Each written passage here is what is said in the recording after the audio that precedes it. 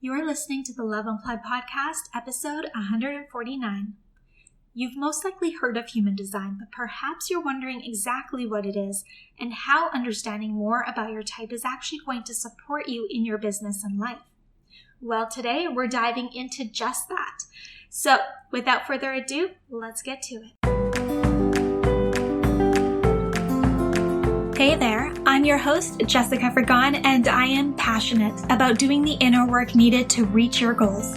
Let me be your guide as we navigate all the fears and insecurities that surface when it's time to step outside of your comfort zone.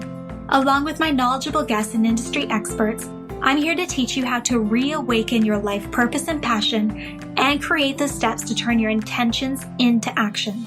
Ultimately, my goal is to empower you to rise above those blocks holding you back and start living a life that you are worthy and deserving of. So come on, it's time to slow down, find a comfy spot with your favorite organic tea, and get inspired. Thank you for tuning in to the Love Unplugged podcast.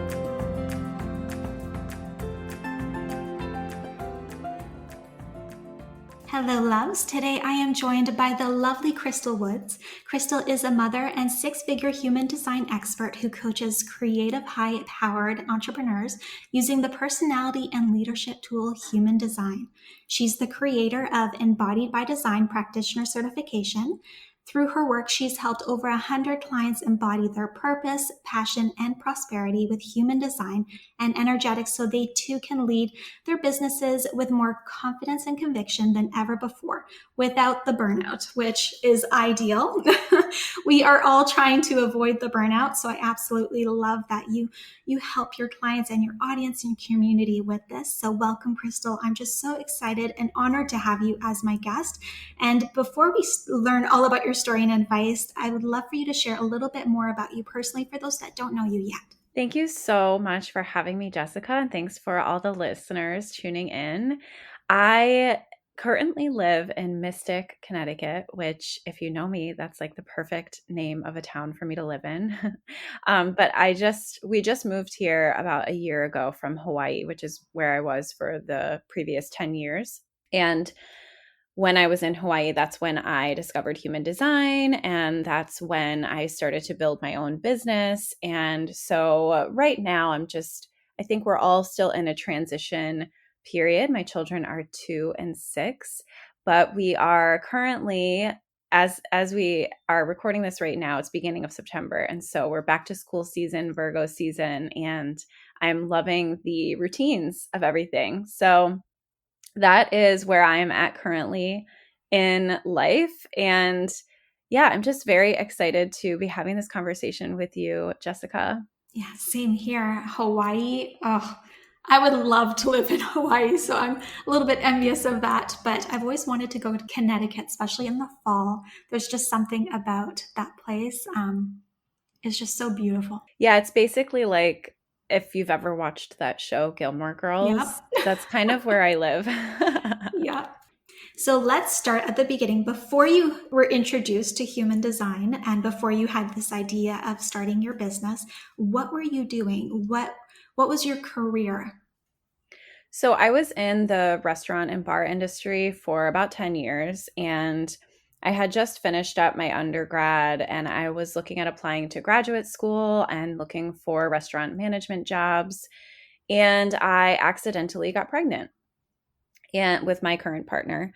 And it was definitely a shock, but it also almost felt like the missing piece that I had always been looking for. And it gave me this greater sense of purpose and direction that I had never really had before. And so I kind of went on this journey of really deepening my self-awareness practice because I wanted to make sure that I was going to be the best version of myself I could possibly be as I was going to bring an actual human into the world. And so at that point, my mother actually had gotten me into an MLM, fitness and wellness MLM, which I have always been pretty passionate about fitness and health. So it was a great fit for me, seemingly, but I really did burn out in that, network marketing world. It was a lot for me, and the way it was being taught did not work for me, but I couldn't figure out why. And I always thought that it was something wrong with me. There was something, I wasn't cut out for it, or, I just wasn't good, or there was just something wrong with me. But then when I discovered human design, this was about 4 years ago, when I discovered human design, my son was a toddler at that point. And when I learned that I was a manifester, and I learned about the energy of a manifester and the role of the manifester in the world, and also the common conditioning for manifestors, so many things clicked for me. So many things made sense for me. And at that point, I realized, okay, yes, this opportunity is perfect for a lot of people. It's not perfect for me. And at that point is when I decided to go out on my own and start my own business. And I put graduate school on the back burner.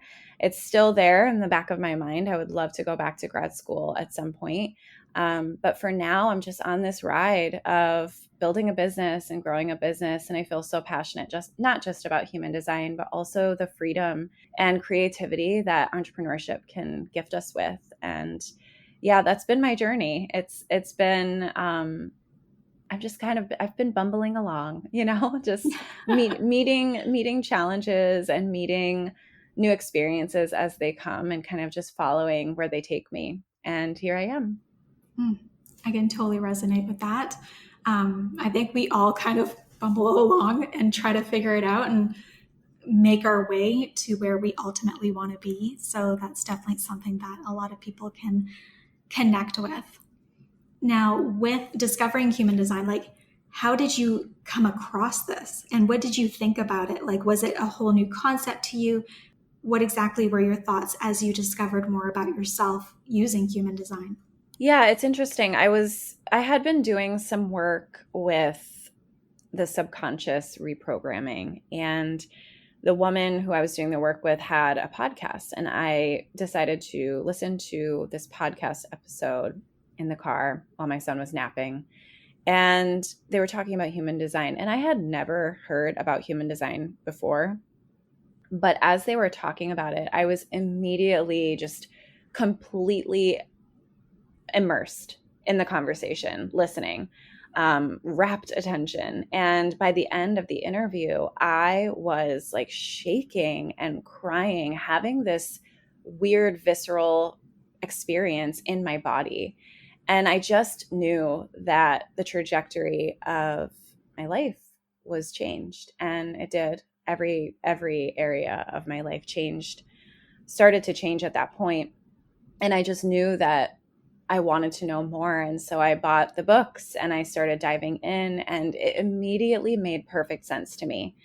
And when I tell people that, they're like, I don't understand how, because a lot of people will look at their human design chart and be like, I don't understand what is going on. It can be really confusing, but it made perfect sense to me. And everything that I read, I just got it, as if I had been doing it forever and I was just getting back to it.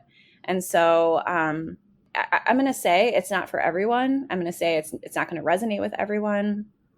Also, I think timing has to do with it as well. But for me, I just found it at the exact perfect time, and I just dove all in, and I trusted that that's where I was supposed to go. And it's just been completely life altering in every single way that you could imagine. I love that. When it comes to the business aspect and you're starting this business centered around human design, what was your experience starting and growing that business? So I actually started off doing a self-care course. I had realized through working with women in the fitness, wellness aspect of things that there were actually a lot of common denominators going on under the surface, right? A lot of stuff around worth and confidence and self-esteem, and also this lack of self-care, and really understanding what that actually means and what that actually entails. And so I had created this course all about self-care and all these tools that had really helped me prioritize myself and love myself more. And I offered this VIP option where I was going to guide a group through the course for support and accountability And it ended up kind of being this coaching container. I kind of stumbled into coaching in this way. And during that period of time, that's when I discovered human design, and I started sharing it with these women in this group right away.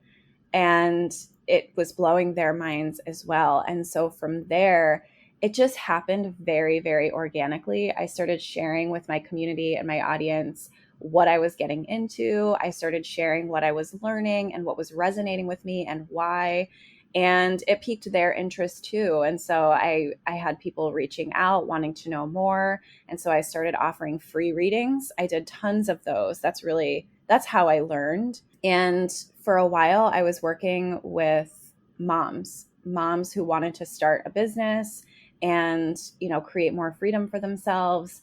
And it wasn't until maybe a year and a half ago that I decided to pivot into really just focusing on creative entrepreneurs and helping them specifically with business through the lens of their human design. So when I say like I've kind of just bumbled along, it's really happened so organically, and it was never my plan to be doing what I'm doing now. But it's just I just have trusted the path, if that makes sense. Yeah, absolutely. I love that it just naturally unfolded the way that it did. Um, I had a similar, somewhat journey where I started very much in the self care, self love, and I felt like I needed that, and that's why I chose to make my blog or my business around that. I kind of took my community along the journey that I was going through myself, and then it just slowly unfolded step by step to get to where I ultimately needed to be. I love that. Can I ask what your human design is? Do you know? Yeah, manifesting generator 4-6 sacral. I was I going to don't say, know a ton about it, but yeah. I'm like, you must be a third line or a sixth line because we are so just learning through bumping into experiences, mhm. and just taking people along the ride with us. So I love that. Yeah. And it also teaches you so much about yourself when you're going through that natural progression. You know what I mean? Like you learn kind of what you like, what you don't like. You learn more about yourself as a human being, as a business owner. Like it just teaches you so much that you're able to then navigate that a little bit better. Oh, absolutely. I mean, entrepreneurship is basically just one spiritual awakening after another, Oh, right? God. I mean, really, because you're just waking up to all these shadow aspects of yourself, all these things that you've kind of like repressed, or felt shame about, and they come to the surface because entrepreneurship is such a ride and it's so uncomfortable and we're constantly throwing ourselves into situations that are unfamiliar, whether it's launching a new product or whatever. And it's very vulnerable. It's like, yes, it's your business, but it's also you. And it's very personal. It's very vulnerable. You put your heart and soul into something and you offer it to the world and you don't know how people are going to respond. And so it's like having that level of self-awareness, which human design is such a beautiful tool for that. Having that a level of self-awareness and meeting not just the external challenges but the internal challenges in stride is it's one of the best things we can do for ourselves as entrepreneurs. Otherwise we can end up just getting ourselves just digging a hole deeper and deeper and deeper. And we're like, wait a second, I've just built this business and I hate it, or I've just built this business and the rest of my life is crumbling around me. Or, so I think having that self-awareness and allowing yourself to go through this process of trial and error and figuring things out as you go, you have to have enough grit and courage to do that, or you're never really going to make it. Yeah, absolutely. I totally think that, as challenging as it can be being an entrepreneur and having a business, and, I totally agree, it brings out things that you didn't even know were there. It's been the biggest blessing, even though it has been challenging, because it's brought so much more self-awareness. You know what I mean? Like it taught me how to really dig deep and to become aware of things that I probably wouldn't have known about myself staying in the corporate world, to be honest. Yeah, absolutely. I mean, and I always make this parallel between, I don't know if you have children, but being a mother and having a business, it's like you're birthing a business. And when you first start your business, it's completely dependent on you, just like an infant. And it requires so much time and energy and care, and it requires so much of you, and it becomes a mirror, just like your children. Like, if those of you who are listening who have children are nodding their heads like, oh my god, yes, your children are your greatest mirrors. And so is your business. Your business will reflect back to you those parts of yourself that are afraid or shameful, or that you're trying to hide. And you can't hide when you really dig deep into this and you commit to meeting your next level of leadership, meeting your next level of visibility, meeting your next level of recognition.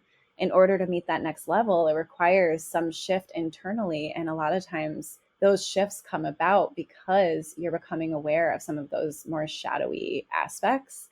So yeah, it's a challenge, but it's such a gift. Yeah, absolutely. Very well said. I love that.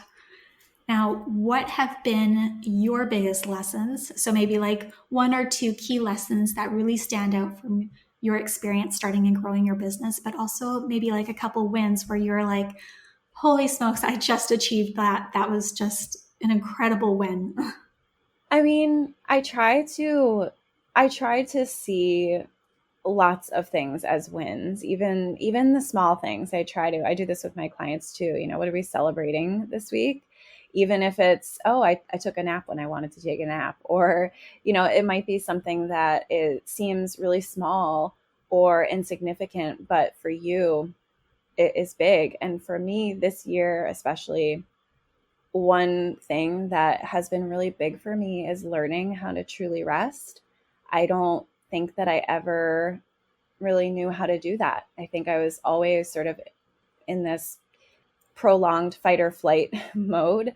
And I was constantly overworking, and I was constantly doing too much, and I was constantly distracting myself from being still and resting because, there were a lot of things that I was trying not to think about or trying not to feel. And so in this process of learning how to truly rest without guilt, which, as an entrepreneur, as a mother, it's hard to do that. It really is. And it's been extremely uncomfortable to force myself to learn how to rest. But in this process, I've learned so much more about myself, what I really truly love to do, what I truly, what my energy actually, how my energy actually operates. When do I really feel inspired versus when do I just feel pressure to show up and create something? It's brought just this next level of awareness and embodiment, and real true honesty about who I am and how I operate and what I love and don't love. um, I'm really celebrating that, and also the ability to, I looked at the numbers this morning actually, and I'm like, oh wow, despite me feeling like I haven't done much at all in the business this year and resting as much as I've rested, we still have surpassed last year's revenue, and it's just the beginning of September. So that to me feels like a really big win, a really big celebration, and just harvesting the fruits of the labor, that I kind of have put in, and just this dedication to doing entrepreneurship in a way that really aligns with me and honors me and my purpose and my passion and my energy and my creativity. Um, and so that's a big win that I'm currently celebrating. I love that. That's a great win. And I definitely agree with the lessons. I think we've all been there. So definitely resonates on that level. Um, Now, I'd love to dive into human design with you because obviously you are an expert and I am fascinated by this. I don't know a ton about my own human design, but I have learned quite a bit that has opened my eyes to certain things in how I work. So, what exactly is human design for those tuning in that are just learning about this now today? So human design is this system that combines ancient wisdoms like the Chinese I Ching, which is an oracle text, also the Kabbalah tree of life, and the chakra system, which most of us have heard of, as well as Western astrology, which is, the astrology that we see on Instagram everywhere, and also with some modern sciences too, like genetics and astronomy. We're kind of like combining all of these systems. And basically, what it is at the time of your birth, the celestial bodies are in a specific place. And based on that, we can figure out what your energetic blueprint is. And it does take into consideration as well your genetics, right? And so it gives us a whole lot of information about what is consistent and reliable for you, energy and behavior, right? So obviously, some of us display some behaviors that others don't. Some of us think in ways that others don't. Some of us operate in ways that others don't. We're all very different. And human design gives us this map of what that is for us. That gives us this map that shows us, this is you, and the way that you express this energy has to do with your environment and your conditioning. So the way that I use human design in my work is, say for instance, you booked a session with me, Jessica. What we would do is we would look at your human design, and we would look at you and your business and how you're operating in your life as well, and sort of pinpoint where things just feel a little bit off. Because to me, that's an indication that you might be operating in misalignment with your authentic energy. And I'm able to pinpoint that in your human design chart and help you to embody a more authentic way of being and sort of decondition from a lot of these learned patterns and behaviors that you have, that you've learned over time based on how you were raised and the culture you were brought up in and lots of other different environmental factors. And so, I really just use it as a tool for self-awareness and also self-empowerment and self-responsibility. So really taking responsibility for your life and the actions that you take in your life and the behaviors that you display in your life, and coming back to you and your authenticity and your individual self-expression, and being able to do that in a way that feels right for you. So I hope that's a good, easy to digest explanation, because human design is certainly very layered and complex. Yes, definitely. There's lots to it, especially when you're looking at your chart. It's Yeah. it's a lot more complicated, so you definitely need an expert like Krystal to walk you through it for sure. Now, let's talk a little bit high level. I know there's a lot of information. We can't obviously have one podcast episode to go through all the different energy types, but what are they high level, and then what are their key differentiators? Yeah. So I'll talk about manifestors first, because manifestors operate pretty uniquely. And I am a manifestor. So manifestors make up about 8 to 9% of the population. And manifestors are really here to be these initiators. Manifestors have these visions or urges. And, this could be anything from in your business, perhaps like all of a sudden having this kind of out there vision or idea for something, and you don't know where it came from, and it's never been done before. And you have this almost a compulsive urge to take action on it. And manifestors are designed to do that. They're designed to initiate new things into the world. And manifestors, because of these visions that are seemingly, unpredictable and out of nowhere, in order to protect those visions, manifestors have this really dense protective aura, so that not anybody can just get through and influence them.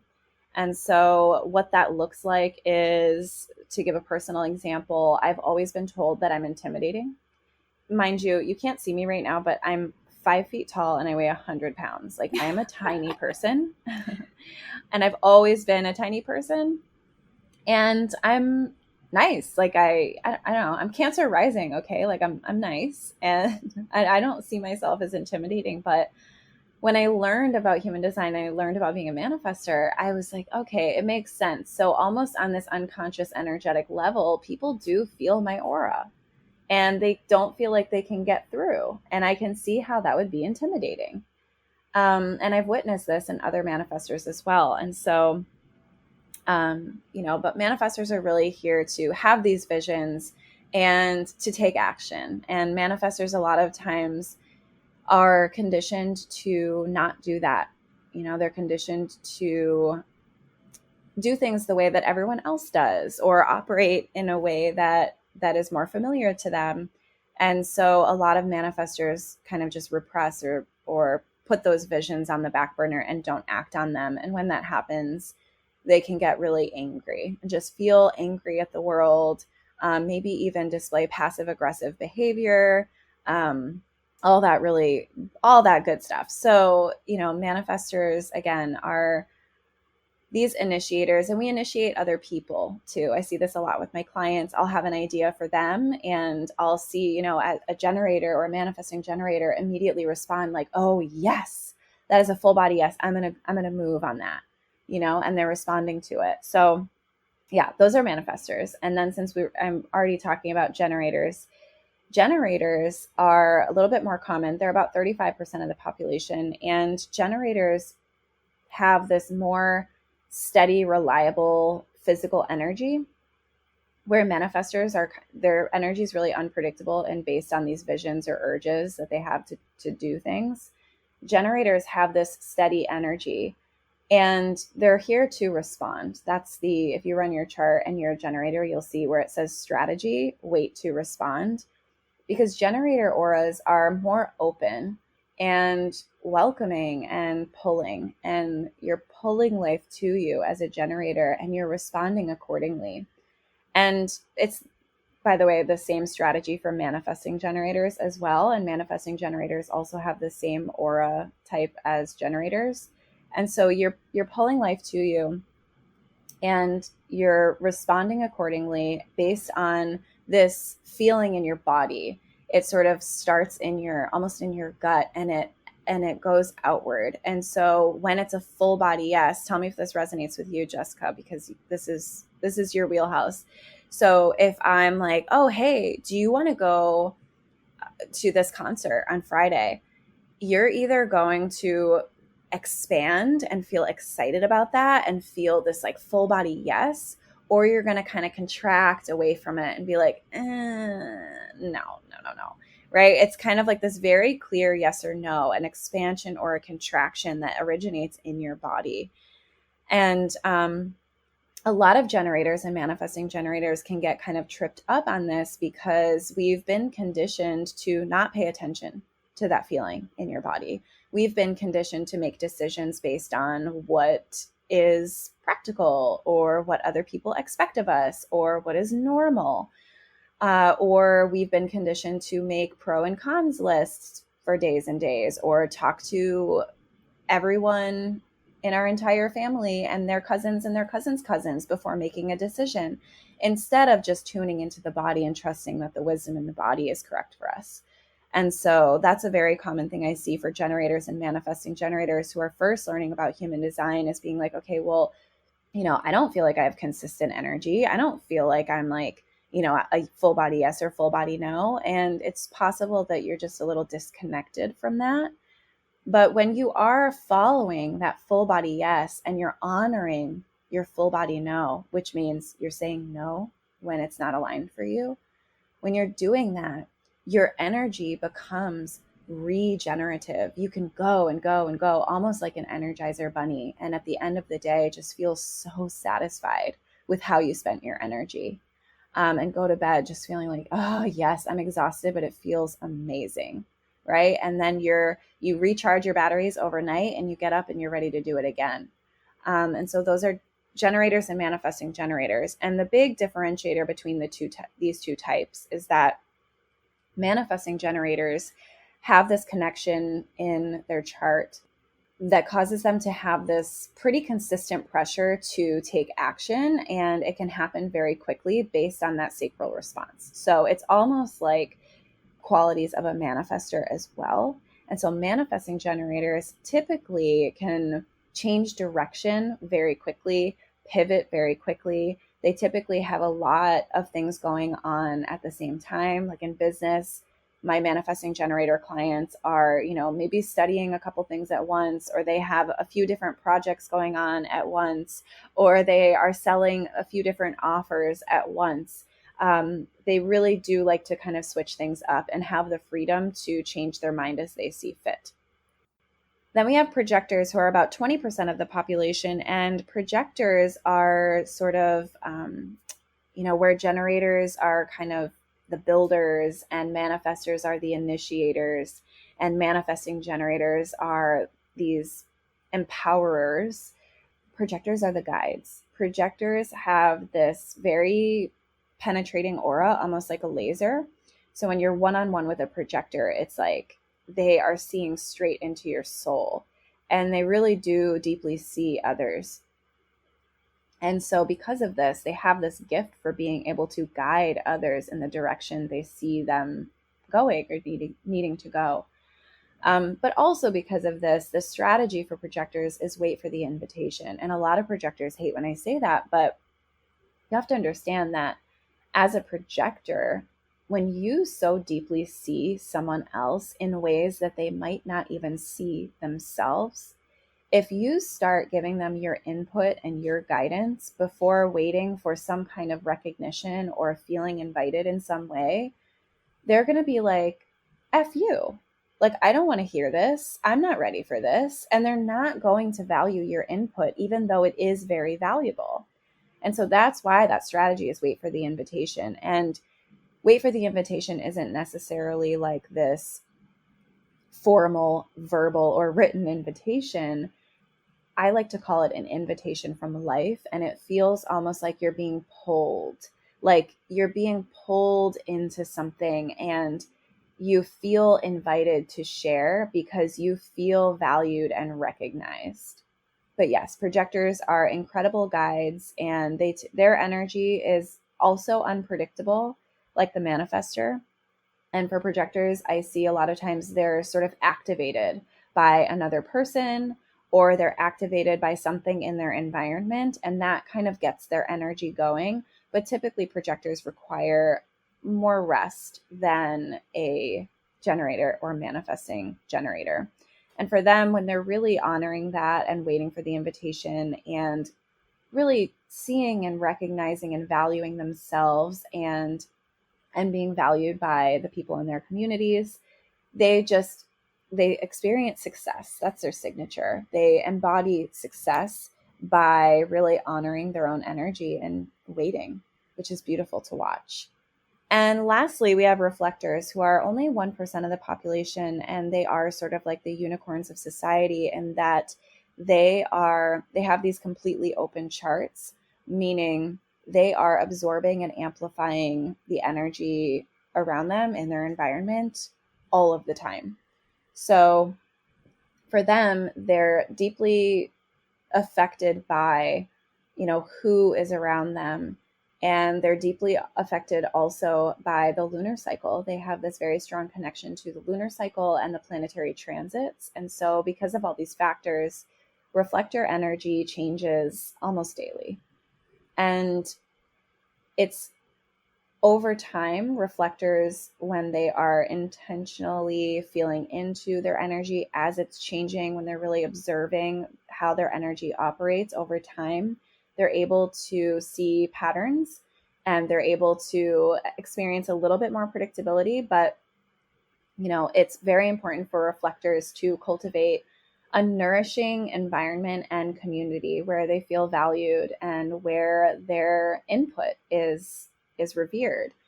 Because reflectors, since they are always absorbing this energy from the people around them, they're also reflecting it back. So they have this ability to see and feel truth in ways that many of us aren't able to.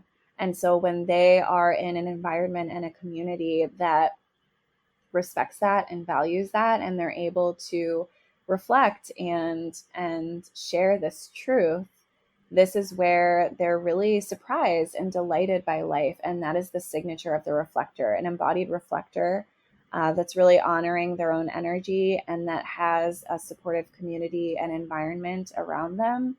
They are more free to surrender to their changing energy, and they are just surprised by what life is bringing them and delighted by what life is bringing them. So those are the 5 types and sort of their roles and the way that their energy operates. There are obviously a lot of other things that we could dive into with the types, but I think this is a pretty good high level intro overview of what they are. Absolutely. You gave a lot of insights into the differentiators between them. Like, it makes it so much easier to understand. I have one question in regards to the MGs, just because I am, and I've recently, well, not recently, but in the past year or so, I've realized, diving more into my human design, how I like to work on multiple different things. But I also noticed that I get bored quickly, and that's why I like to work on, projects or things like that. Like, I'm not someone that likes to do the exact same thing every single day. Like, for me, that's boring, right? So is that part of it? Is that, like, we get bored quickly? I would say that's pretty, that's kind of like an MG stereotype for sure. That's one of those things that people are like, yeah, MGs will get bored of doing the same thing because your energy is always pulling you somewhere else. You have that consistent energy to, once your sacral's activated, you're taking action. And a lot of times that action is on different things. And so if you're trying to force yourself, and this happens very frequently, manifesting generators have been trained or conditioned to, stick to one thing or feel like they have to stick to one thing, for fear of being called flighty or unpredictable or whatever the case may be. And so they try to kind of box themselves in. But this is like, it's the worst thing you can do for yourself, because that's you not operating as you've been designed to. That's you not honoring what you really are here on this planet, on this earth, to do in this lifetime. What you're here to do is follow your bliss. And when you can do that, when you can surrender to the yeses and honor the nos, it's incredibly empowering, not just for you, but for everyone around you. The energy of an MG who is really following that yes, it's infectious, it's completely contagious, and it feels really good to be around. I love that. It's so interesting because understanding that element, when I learned more about my human design, really helped clarify some things that I was struggling with in my business. So as an OBM, I thought that the industry norm as an OBM, you had to offer like OBM retainers, and that had to be part of your product suite. And I dreaded allowing clients to choose that. It felt like a box for me type thing, like just being in the business and doing something very long term and managing the business from like an everyday perspective type thing. Like, it was just something that I just didn't want to do. I liked more so the short stints of like 3 months going in and like systematizing and seeing the impact and helping them experience the results, and then jumping into a new one type thing. Like, I like that constant shift. So when I realized that, and I'm like, wait a minute, I can actually use how I work best in my business, and I don't have to follow the industry norms, and I can tailor my business to how I work best, which will then impact my clients in the best way as well. Well, yeah, because when you're truly being you, you are going to attract people who resonate with the authentic you. And when you do that, you're going to attract people who resonate with the way that you do things, with the offers that you are putting out into the world, right? Because you can't be the only person out of 7 billion that feels boxed in by a retainer, right?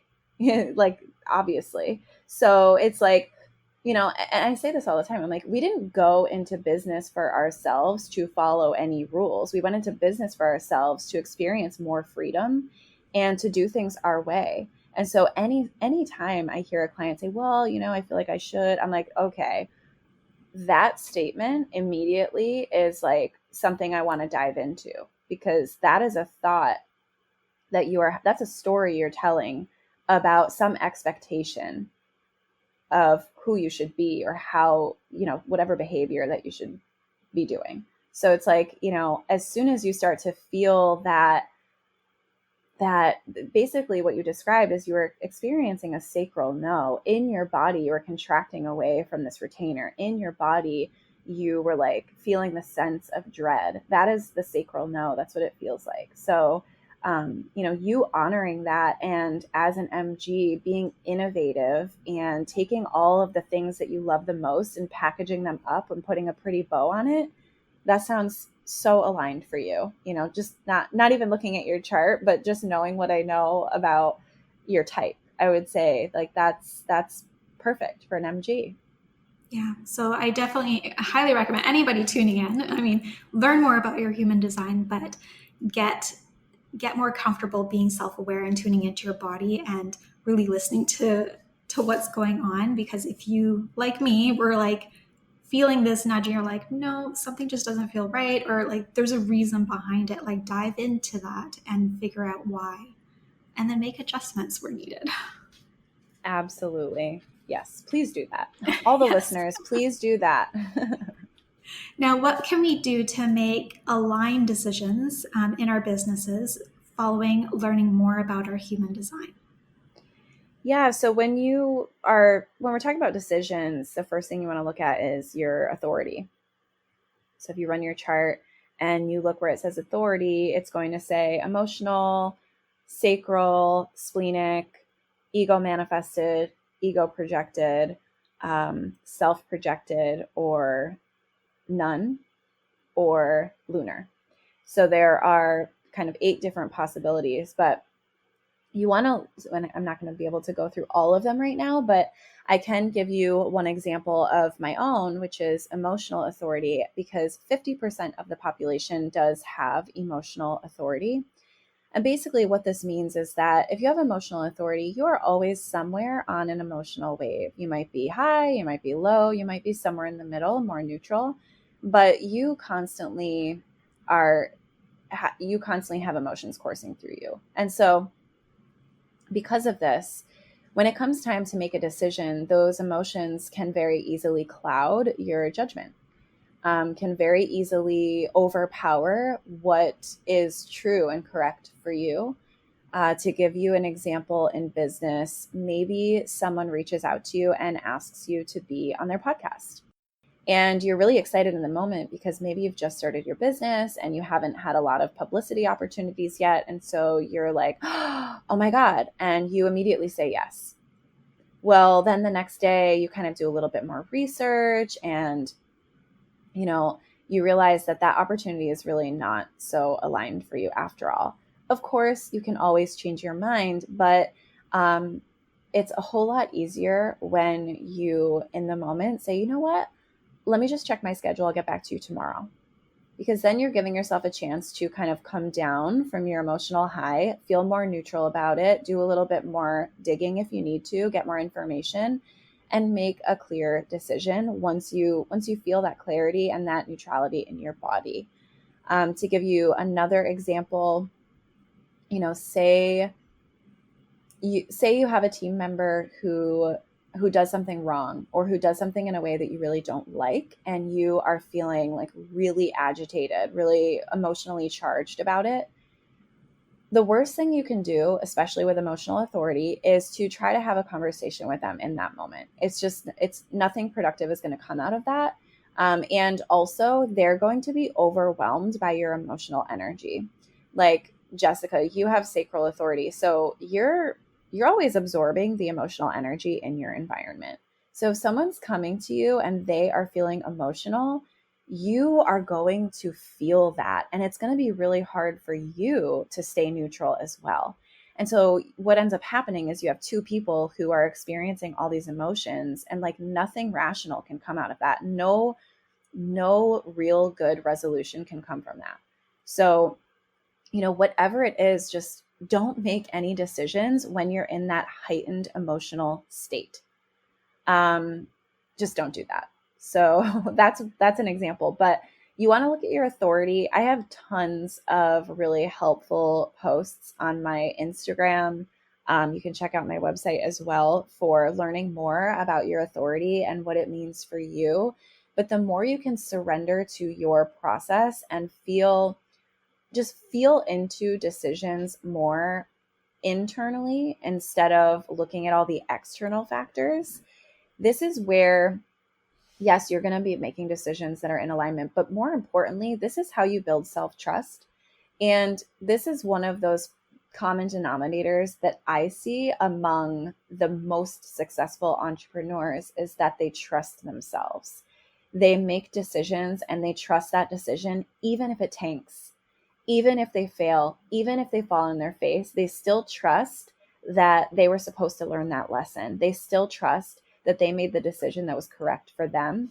And for me, the biggest thing that has helped me to trust myself is learning about and experimenting with and embodying my authority, which is emotional. So it's really, these examples I'm giving seem like small examples, but when you really start to do this with intention, it creates very profound shifts in your life and your business. I can only imagine. Yeah, Mm-hmm. totally agree.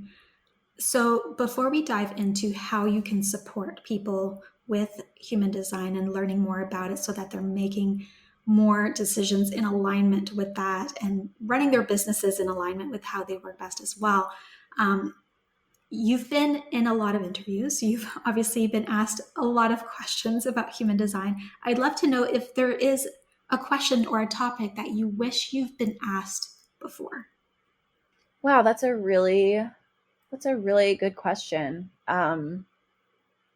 Yeah, I don't know. I think, a lot of the interviews that I do, it's pretty basic stuff like what is human design and what are the 5 types. And authority too. But I love to go into some of the deeper elements like profile or, also giving like specific examples too, I think can be really helpful. Like, there are 9 centers in human design. When you look at your chart, you see like these 9 different shapes. And the centers are just really the meat of your chart. And so I love talking about the centers and I love talking about how this energy, depending on what you've got going on in each of your centers, how this energy really does affect how you show up, how you think, your behavior, and what's correct and not correct for you, and how you connect with others. It can tell you so much. I feel like when I do these interviews that are more basic, I'm like, man, I would love to do a second interview where we can get into like the centers and really dig into there, because you do need to have sort of a baseline of knowledge before diving into some of the deeper elements of human design. Otherwise, you're going to get completely lost and overwhelmed. So it's like, it's hard to say what questions I wish people asked me, because I think the questions that people ask me make sense for this platform. But certainly I love nerding out on a lot of the more nuanced topics in human design. Mm. Yeah, I can definitely understand that. And I totally agree. Like when someone is inviting you onto the podcast, we do need to give like the basics to the community who might be very new to human design and they need to understand the fundamentals of it. But I totally agree that it's nice to kind of nerd out on a topic that you really are an expert in and you really want to dive in deeper to get to that meat, which is really important as well. So I definitely appreciate that honest feedback. Yeah, I mean, and it's not like any interview that I've done where I'm like, why don't you ask me more, deeper questions? It's Of course not like not. that at all, at all. But for instance, I run a certification program. I certify other coaches and practitioners to use human design with their clients. And the office hours that I have with my students are my absolute favorite, because they have just learned a new concept in human design, and then we get to dig in and yeah, nerd out, but also really take it and apply it to real life scenarios and real situations and real decisions in their businesses and real scenarios with their clients. And to me, that's my favorite thing to do. So, which those things are hard to do on more of an introductory interview like this, or most of the interviews that I do on podcasts. But it's certainly, when you dig into the real life examples, I feel like it makes so much more sense because you can see it and feel it, and it's not as abstract. Absolutely. Yeah, it gets more specific rather than so high level. It can probably create a lot more insights with those that understand or that have a certain profile that we're diving into, and then they can have real takeaways to apply.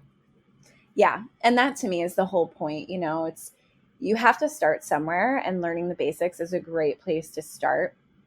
But then, really implementing that and putting it into practice. And I think this is where a lot of people with human design, they stop there, because a lot of times we look to tools like this to help make things easier for us, help make things feel easier.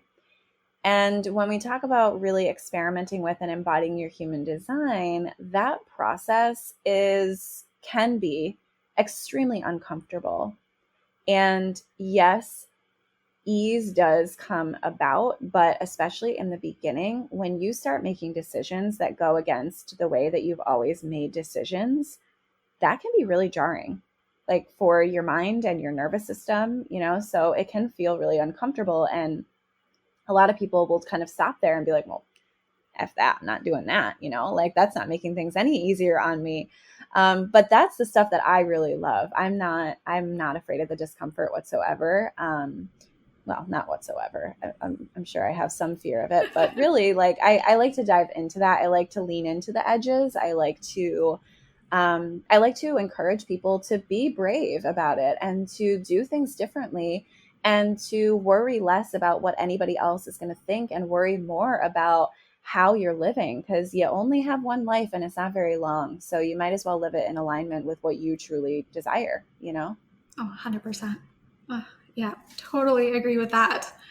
Now, what do you have available to support your community? How can people work with you? Yeah, so if you're brand new to human design, I would go check out my website. I have a free essential guide to human design. It's very nice and digestible, and you can learn about some of these major elements in that high level way. And then if you're ready to dive deeper and learn more about your type, I have some entry level products available in my online shop. And then if you're like, no, I really want to learn this, or maybe you want to apply it to your business, I have some products and programs for that. And then I, of course, have my certification for those coaches, service providers, consultants, managers who really want to learn the bones and the meat of this system and integrate it into their own lives and businesses, but also use it with their clients to be able to give them that next level service and customization, and really be able to see them and validate them in ways that you haven't been able to do before without knowing this system. So that's my baby. That's my program, my practitioner certification, Embodied by Design. But certainly check out my website, check out my Instagram. I have lots of different offerings for people at lots of different levels. Amazing. And I will include all of those links in the show notes. So definitely check them out and connect with Krystal. But thank you so much for sharing your story, your incredible knowledge with us. Having a better understanding of our human design type can have such a powerful impact on how we show up in our lives, but also our businesses. And I'm so excited to learn more about mine now. So I'm definitely going to be diving into that. But I encourage everybody tuning in to check Krystal out and to learn more about your own design type. Thanks, Jessica. Thank you, listeners, for tuning in.